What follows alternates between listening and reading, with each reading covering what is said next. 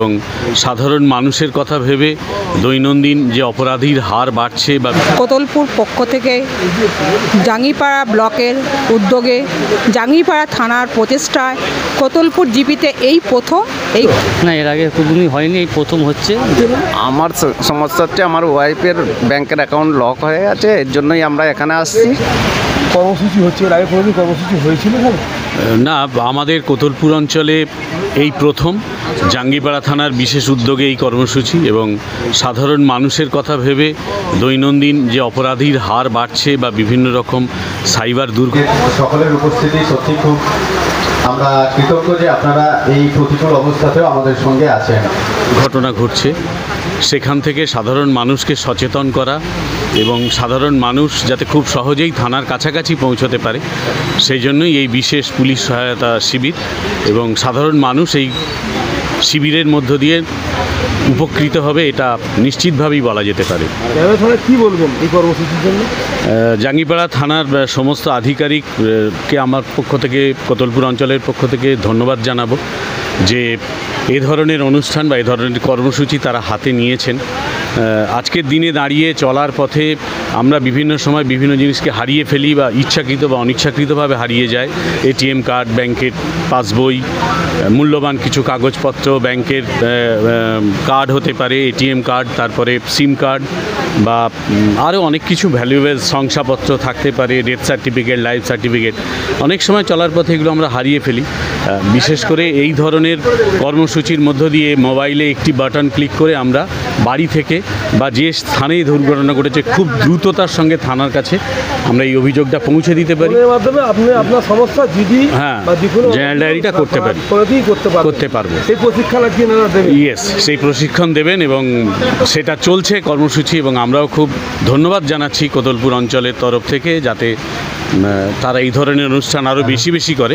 এবং আমার নাম সনৎ পাল। আরেকটি বিশেষ কথা বলার আছে, দেখুন সচেতনতাটা স্টুডেন্টদের মধ্যে ছড়িয়ে দিলে সবচেয়ে ভালো হয়। জাঙ্গিপাড়া ব্লকের মধ্যে যতগুলো হাই স্কুল আছে বা মাদ্রাসা আছে বা কলেজ আছে সেখানেও এ ধরনের ক্যাম্প করে তরুণ প্রজন্মের কাছে এই বার্তাটা যদি পৌঁছে দেওয়া যায়, কারণ দে আর মোর এফিসিয়েন্ট। এই মোবাইলের ব্যাপারে তারা অনেক বেশি দক্ষ, কারণ আমাদের একটা জেনারেশন গ্যাপ আছে। তাই স্টুডেন্টদের কাছে এটা পৌঁছে দিতে পারলে আমার মনে হয় আরও এফেক্টিভ হবে। আমি জাঙ্গিপাড়া থানার সকলকে সেটা অনুরোধও করব শেষকালে, এবং এই ব্যবস্থাটি যাতে দ্রুত কার্যকর হয় সাধারণ মানুষের জন্য, এই প্রার্থনা আমার থাকলো। একেবারে দুয়ারে পুলিশ, দুয়ারে জিডি, আপনাদের এলাকায় এর আগে কর্মসূচি থানা পক্ষ থেকে হয়েছিল? কোতলপুর পক্ষ থেকে জাঙ্গিপাড়া ব্লকের উদ্যোগে জাঙ্গিপাড়া থানার প্রচেষ্টায় কোতলপুর জিপিতে এই প্রথম এই কর্মসূচি গ্রহণ করা হয়েছে। আমি কোতলপুর অঞ্চলের 217 নম্বর বুথের সদস্যা। আমার নাম সুস্মিতা ঘোষ, আমি একটা সঞ্চালক। শিশুন এই ধরনের কর্মসূচি করার জন্য প্রশাসন কী বলবেন? সাধুবাদ জানাবো জাঙ্গিপাড়া থানাকে। এক নম্বর কথা, এরকম প্রস্তুতি ওনারা যদি সব জায়গায় নেন তাহলে খুব ভালো কাজ হবে এবং আমরা জনসাধারণকে পরিষেবা দিতেও খুব সুবিধা হবে। বাড়ির সামনে কিন্তু পুলিশ ক্যাম্প হয়েছে বা এখানে কর্মসূচি হচ্ছে, এর আগে কোনোদিন হয়েছিল? না, এর আগে কোনোদিনই হয়নি, এই প্রথম হচ্ছে। জাঙ্গিপাড়া ব্লকে প্রথম, আমাদের কোতলপুর অঞ্চলে প্রথম হচ্ছে। বাহানা কোতলপুরে প্রথম হচ্ছে কোতলপুর অঞ্চলে। আমি বাহানা কী সুবিধা পাচ্ছেন? হ্যাঁ, সবই সুবিধা আছে, আধার কার্ড থেকে নিয়ে সমস্ত হচ্ছে বাচ্চাদের এইসব সুবিধা সবই আছে। হ্যাঁ, কাজ কিছু হাইটে গেলে আর গেলে ডকুমেন্ট জমা দিলে এটা পাওয়া যাবে। আপনি এখান থেকে জিডি করে নিতে পারবেন? হ্যাঁ, এখান থেকে সব কিছু করে নেওয়া যাবে। আর একটা প্রশিক্ষণ দিচ্ছে যে আপনি আবার নিজের ফোন করতে পারবেন, সেটা কী বলবেন? খুবই সুবিধা এটা। হ্যাঁ, পুলিশকে ধন্যবাদ জানানো হচ্ছে। আমার নাম শেখ নঈম আহমেদ, আমি বাহানার 211 নম্বর বুথের সদস্য। বাড়ি বাহানা। আপনার কী সমস্যা? আপনি থানায় না গিয়ে এখানে জিডি করতে হবে? আমার সমস্যা হচ্ছে আমার ওয়াইফের ব্যাংকের অ্যাকাউন্ট লক হয়ে গেছে, এর জন্যই আমরা এখানে আসছি। এসে তন্ময়দাকে বলেছি যে আমার যে ব্যাংকের বইটা যেন সমস্যাটা সমাধান হয়ে যায়। কতদিন এই সমস্যাটা হয়েছে আপনার দিন 15 আগে। আমি এর আগে আসছি, এসে এই জন্য এখানে বলতে এসেছি। আস্থা দিয়েছি কাজ হবে, আস্থা দিয়েছে, বলেছে কাজটা হবে। নাম শেখ ইলিয়াস। কোথায় বাড়ি আপনার? সীতাপুরে। এর আগে কোনোদিন এখানে কর্মসূচি হয়নি, একদম আপনাদের দুয়ারে পুলিশ, কী বলবেন প্রশাসনকে? এটা তো ভালো খুব। যদি কাজ ফাজ সব ঠিকঠাক হয় এতটা সবচেয়ে বড় উপকার হয় আমাদের। সকলের উপস্থিতি সত্যি খুব আমরা কৃতজ্ঞ যে আপনারা এই প্রতিকূল অবস্থাতেও আমাদের সঙ্গে আছেন। তো আমি একটা জিনিস শুধুমাত্র বলতে চাই, আমরা যখন আমাদের কোনো ডকুমেন্টস হারিয়ে যায়, যদি যে কোনো documents, voter card, ration card, mobile phone বা আপনার অ্যাডমিট কার্ড হোক, ব্যাংকের পাসবই হোক, যে কোনো জিনিস যদি আমাদের মিসিং আর্টিকেল কোনো ডকুমেন্টস যদি হারিয়ে যায়, তাহলে আমরা কি করি, সেটা থানায় গিয়ে জিডি করতে হয়। জিডি করলে তারপরে আমরা কি করি, সেগুলোকে আবার নতুন করে অ্যাপ্লাই করতে পারি। কিন্তু বর্তমানে আমরা সেগুলো থানায় না গিয়েও আমরা ঘরে বসে এই জিডিটা সম্পন্ন করতে পারি। তো এই জিডি করার জন্য আপনাদেরকে সিম্পলি গুগল থেকে হুগলি রুরাল পুলিশ, এই শুধুমাত্র গুগল সার্চে গিয়ে লিখবেন Hooghly rural police. Hooghly rural police লিখলেই দেখবেন এরকম একটা, এই যে স্ক্রিনটা দেখা যাচ্ছে, আপনারা সবাই কি স্ক্রিনটা দেখতে পাচ্ছেন? এই স্ক্রিনটা দেখবেন, এই আমাদের হুগলি রুরাল পুলিশের প্রথম যে স্ক্রিনটা আছে এটা চলে আসবে। এখানে ক্লিক করলে আপনি দেখবেন এই সিটিজেন সার্ভিস, সিটিজেন যে সার্ভিস লেখা আছে ওইখান থেকে ইজিডি, এই ইজিডিতে ক্লিক করলেই আপনার একটা পেজ ওপেন হবে। তো এখানে কি আছে, ইজিডি রেজিস্ট্রেশন হুগলি রুরাল পুলিশ। দেখেন হুগলি রুরাল পুলিশের লোগো, পশ্চিমবঙ্গ পুলিশের লোগো দেওয়া। এই ইজিডি রেজিস্ট্রেশন করতে হবে। কিভাবে করতে হবে, এটার নিচে ঠিক দেখুন, এখানে এই দেখুন এই যে click here to sign up, যারা নতুন ইজিডি করবেন তাদেরকে একটা সাইন আপ করতে হবে। সাইন আপ মানে আপনার অ্যাকাউন্ট ক্রিয়েট করা। এই অ্যাকাউন্ট ক্রিয়েট করার জন্য আপনি যখন এখানে ক্লিক করবেন, এটা আপনারা বাড়িতে বসে নিজেদের ফোন থেকেও করতে পারেন, বা যদি কারোর ল্যাপটপ থাকে তাহলে সেই ল্যাপটপ থেকেও করতে পারেন। তো এটা করার জন্য কি করবেন, সিম্পলি এখানে আপনার মোবাইল নাম্বার, নাম, পাসওয়ার্ড আর ইমেল আইডি দিয়ে আপনাকে একটা অ্যাকাউন্ট রেজিস্টার করতে হবে। তো এই অ্যাকাউন্ট যখনই রেজিস্টার হয়ে যাবে, সঙ্গে সঙ্গে রেজিস্টার হয়ে গেলে এখানে যে ক্লিক হেয়ার টু সাইন, এটাতে ক্লিক করবেন। ক্লিক করলে এখানে আপনার মোবাইল নাম্বার আর পাসওয়ার্ড দিয়ে আপনার অ্যাকাউন্টে যাবেন, গিয়ে তারপরে আপনার যে ডকুমেন্টস হারিয়ে গেছে সেই ডকুমেন্টসের বিবরণ দেবেন। আপনারা সঙ্গে সঙ্গে এখান থেকে কিছুক্ষণের মধ্যেই একটা সার্টিফিকেট, জিডি সার্টিফিকেট পেয়ে যাবেন। তো আপনাদের যদি কোনো ডকুমেন্টস হারিয়ে যায় বা কোনো ডকুমেন্টস যদি মিসিং হয়, যেমন আজকালকার দিনে বেশিরভাগ মোবাইল মিসিং হয়ে যাচ্ছে, ব্যাংকের পাসবই, এটিএম কার্ড, আধার কার্ড বা বাচ্চাদের স্কুলের সার্টিফিকেট কোনো হারিয়ে যাচ্ছে, তো এই সমস্ত জিনিসগুলো যদি হারিয়ে যায় তাহলে আপনাদের আর থানায় যাওয়ার কোনো প্রয়োজন নেই। থানায় যাওয়ার থেকে সবথেকে ভালো আপনি বাড়িতে বসেই নিজের মোবাইল থেকে হোক, বা নিজের মোবাইল যদি না থাকে বাড়ির কারোর মোবাইল থেকে হোক, আপনি এখান থেকে বসেই জিডি করতে পারবেন। আরেকটা জিনিস আমি দেখিয়ে দিই, এই ইজিডি ছাড়া আরেকটা জিনিস দেখবেন, সকলকে বলে রাখি যে আমরা যে মোবাইল ফোনগুলো ইউজ করছি বিশেষ করে, তো এখন মোবাইল ফোন আমরা যখন চালাতে যাই তখন আমাদের কি প্রয়োজন, একটা সিম কার্ড প্রয়োজন হয়। তো আপনারা কি সকলে জানেন যে এই যে সিম কার্ডটা আছে, এই সিম কার্ডটা আমার নামে না অন্য কারোর নামে, বা আপনার নামে কতগুলো সিম কার্ড অ্যাক্টিভেট আছে আপনারা কেউ কি জানেন? যদি না জানেন, আমরা অনেক সময় অনেক ফোন ইউজ করেছি। দেখুন আমরা 2G, 3G, এখন 5G, 4G সব কিছু চলছে।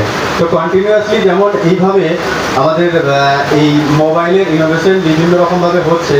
তো এগুলো কি হয় যে সিম কার্ড, আমাদের বহু পুরনো কোনো একটা সিম কার্ড আছে, বা আমি হয়তো কখনো কোনো সময় কোনো দোকান থেকে বা বিভিন্ন স্টল যেগুলো বসে রাস্তার পাশে বা বাজারে স্টল থাকে, সেই স্টল থেকে সিম কার্ড কিনেছি। তো এই সিম কার্ড আমার নামে কতগুলো আছে এটা জানার একটা উপায় আছে। তো জানার উপায়টা কি, আপনি সিম্পলি গুগল থেকে সঞ্চার সাথী লিখবেন। তো সঞ্চার সাথী লেখার সঙ্গে সঙ্গে আপনার কাছে এরকম একটা ফ্রন্ট পেজ আছে। তো এখানে এই যে সঞ্চার সাথী আছে এটা ক্লিক করবেন। সঞ্চার সাথী ক্লিক করার সঙ্গে সঙ্গেই, সঞ্চার সাথী হচ্ছে সম্পূর্ণ গভর্নমেন্ট অফ ইন্ডিয়ার একটা পোর্টাল। এখানে আপনি আপনার যতগুলো মোবাইল সংক্রান্ত বিভিন্ন রকম সমস্যা বা বিভিন্ন রকম সলিউশন আপনি এগুলো এখান থেকে করতে পারেন। টেলিকমিউনিকেশন ইন্ডিয়া গভর্নমেন্ট, তো ইন্ডিয়া গভর্নমেন্টের এটা একটা ওয়েবসাইট আছে যেখানে আপনি আপনার নামে কতগুলো সিম কার্ড ইস্যু হয়েছে সেটা আপনি নিজে থেকেই দেখতে পারবেন। এটার জন্য আপনাকে কোথাও যাওয়ার প্রয়োজন নেই, শুধুমাত্র নিজের ফোন বা বাড়ির ফোন থাকলে সেখান থেকেই দেখতে পাবেন। তো সঞ্চার সাথীর ফ্রন্ট পেজ, তো এখান থেকে আপনি কি করবেন, নিচের দিকে যাবেন। এই নিচের দিকে যাওয়ার পরে দেখুন এখান থেকে একটা জিনিস আছে যে know your mobile connection in your name.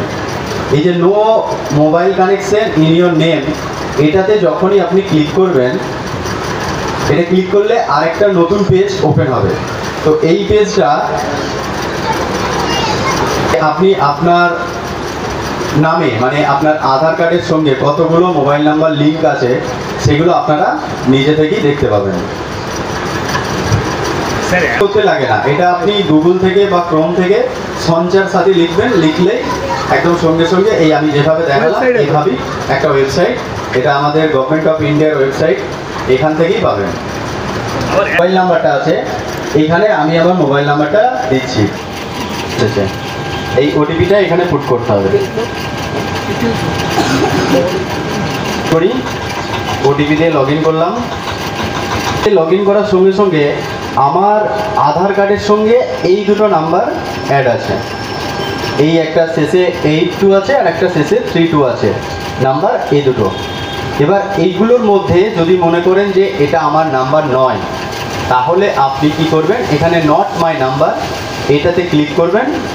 আর যদি আপনার নাম্বার থাকে তাহলে কিছু করার প্রয়োজন নেই।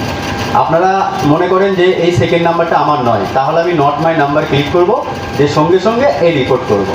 রিপোর্ট করলে কি হবে, আপনার সিমটা কিছুদিন পরে এই টেলিকমিউনিকেশন ডিপার্টমেন্ট থেকে অলরেডি বন্ধ করে দেওয়া হবে। তার মানে আপনার অজান্তে যদি আপনার নামে কোনো সিম ইস্যু হয়ে থাকে বা কোনো সিম যদি চলে, আপনার হোক বা আপনার বাড়ির কারো হোক, তাহলে আপনারা সঙ্গে সঙ্গে এখান থেকে জেনে এটাকে বন্ধ করতে পারেন। ঠিক আছে, দেখবেন সময় কী হয় যে আমাদের কাছে বিভিন্ন রকম কল আসতে থাকে, কোনো নাম্বার থেকে কল করে, তারা আমাদেরকে বিভিন্ন অশ্লীল কোনো মেসেজ, হুমকিমূলক কথাবার্তা বলে, তো বা বিভিন্ন ফ্রড কল আসে। এখন সাইবার ফ্রড তো প্রচুর পরিমাণে চলছে। তো এই ফ্রড কলগুলো আসলে কি করবেন, এই সঞ্চার সাথী থেকেই আপনারা, এই যে আমি প্রথমে বলেছিলাম যে এটা আমাদের মোবাইল কানেকশন জানার জন্য এখান থেকে যাব, তো এখানেই আরেকটা আছে এই যে চক্ষু, এই চক্ষুতে কি করবেন, যে নাম্বারে কল এসেছে, যার নাম্বার থেকে কল এসেছে, এইটাকে ওপেন করলে আপনি ওই নাম্বারটার এগেনস্টে একটা রিপোর্ট করতে পারবেন। তো রিপোর্ট করলে কি হবে, ওই নাম্বারটা আমাদের ট্রায়ালের মানে আমাদের ইয়েতে থাকবে, অবজারভেশনে থাকবে, এবং বিভিন্ন ধরনের ওর বিহেভিয়ার প্যাটার্ন আমরা অবজার্ভ করি যে এটা কি ধরনের, এটা কি নাম্বার, এ থেকে কী হচ্ছে, শুধুমাত্র কি সাসপেক্ট কল করা হচ্ছে বা কোনো ফ্রড টাইপ এর সঙ্গে কোনো লিঙ্ক আছে কিনা, তো দেখে আমরা পরে সেই নাম্বারটাকে এই ডিপার্টমেন্ট অফ টেলিকমিউনিকেশন থেকে এটাকে বন্ধ করে দেওয়া হয়। রিপোর্ট সাসপেনশন, এখানে আপনি কি করবেন, এই কন্টিনিউ রিপোর্টিংয়ে ক্লিক করলে এই পোর্টালটা এভাবে ওপেন হবে।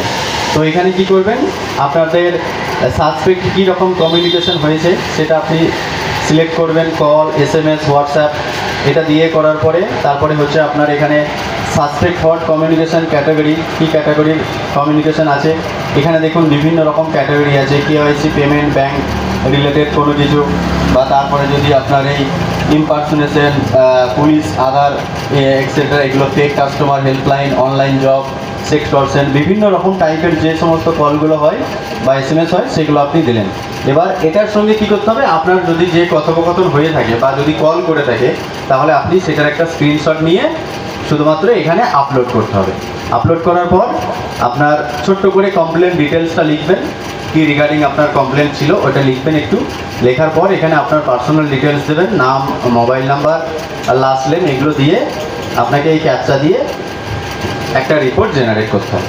আর রিপোর্ট জেনারেট করলেই কী হবে, কিছুদিন আমরা ওই নাম্বারটাকে দেখবো, দেখার পর তারপরে যদি ওর প্যাটার্ন যদি দেখা যায় যে ও শুধুমাত্র এইগুলোকে করে, এই কমিউনিকেশন ফ্রড কমিউনিকেশন করে, তাহলে সেটা সঙ্গে সঙ্গে নাম্বারটা ব্লক করে দেওয়া হয় এবং তাকে 24 ঘন্টায় মনিটর করা হয়।